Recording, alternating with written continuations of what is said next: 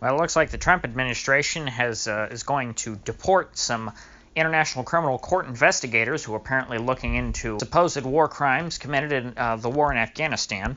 Now, there has been talk for a couple decades at least about U.S. politicians and military personnel being brought up on charges of war crimes in front of the International Criminal Court, pretty much since the court was established, which was 2002, so the year before the start of the Iraq War. But it looks like that won't be happening anytime soon because the State Department has decided not to allow any of those investigators to freely roam the United States trying to gather evidence for whatever charges that it is they'd like to bring. Now, at first, it sounds pretty bad the way that the State Department is handling this situation because it makes them seem really guilty. Now, the way that the State Department worded their statement was very, very bold and basically saying that, hey, we're not going to, and Mike Pompeo said this himself, that we're not going to let anyone from the ICC come in here and try and investigate any crimes that they would like to prosecute Americans for. We're going to protect all Americans from prosecution, essentially saying, like, because he didn't say, like, oh, we're innocent and all this stuff, and, we don't want them trumping up fake charges. No, he basically came out and said, hey, we know that we would be indicted if we let them in, so we're going to protect all Americans from prosecution. Now, while that is still bad, because he's essentially admitting guilt to some extent, it's not quite as bad that he's kicking them out because apparently the U.S. never ratified the ICC treaty, so technically the ICC does not have any authority over U.S. citizens. Because the U.S. never signed the ICC treaty, the ICC has no legal authority over any Americans who commit war crimes, arguably.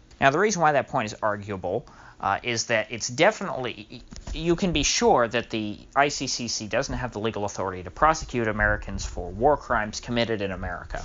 But you could make the case that the ICC does have the authority to prosecute war crimes committed by Americans in countries that ratified the ICC treaty. Because obviously, if I, as an American, say, where we have the right to bear arms, go to, I don't know, New Zealand now, which just banned, all sorts of higher-end capacity magazines, or as we would call them in the U.S., standard capacity magazines. If I brought, a Magpul PMag to New Zealand now and decided to go to the shooting range with my AR, the New Zealand police would arrest me and prosecute me for violating New Zealand's gun laws. Now, I can't exactly go to the New Zealand police and say, oh, no, I'm an American, you see. You can't prosecute me because I have the Second Amendment right.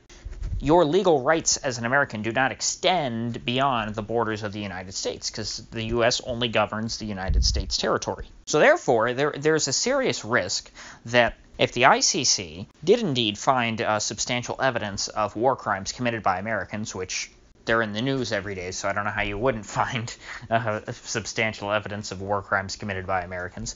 Because Afghanistan is a party to the ICC treaty, they could, in fact, bring charges. Now, they couldn't extradite them because the U.S. authorities would not extradite the people indicted on war crimes, but they would be wanted. So if they went to any ICC party country, like, say, the United Kingdom, these Americans who are charged with war crimes would then be extradited to the Netherlands, and they would have to actually face trial. Now, doing so would spark such an incredible international incident that I frankly can't even fathom the consequences, because I doubt that the United States would just sit by idly and allow some, U.S. Army colonel to be sentenced to life in prison in the Netherlands for following orders. This would be an embarrassment beyond any proportions that the U.S. has never faced before. And as the global superpower, I don't know how the U.S. could tolerate that. I mean, they would look like fools. I mean, everyone pretty much knows that the U.S., commits war crimes because they're obviously not a party to this treaty, so they don't really care about, whatever the ICC considers war crimes to be. But to have Americans tarred with the conviction with being convicted of war crimes would tar the U.S.'s reputation in the international community more than it currently is. And while I don't think that it would necessarily produce, more America haters or anything, it would certainly galvanize the people who already don't like the United States, and would certainly contribute to a decline in the U.S.'s political power internationally. Now, militarily, of course, nobody can stand up to the U.S. yet, but politically, if the U.S. becomes a bit of a pariah, that military power may be maybe won't be as persuasive. So you have to remember, American power is it's a two-pronged attack. It's both political, which is, sort of the U.S.'s moral superiority as being, democratic and liberal and all these things. And then it's also the military superiority. The U.S. is not supposed to be like the old empires that were simply legitimate because they were, so powerful and great. The U.S. is supposed to be both strong and moral. The U.S. considers itself to be the first moral hegemon.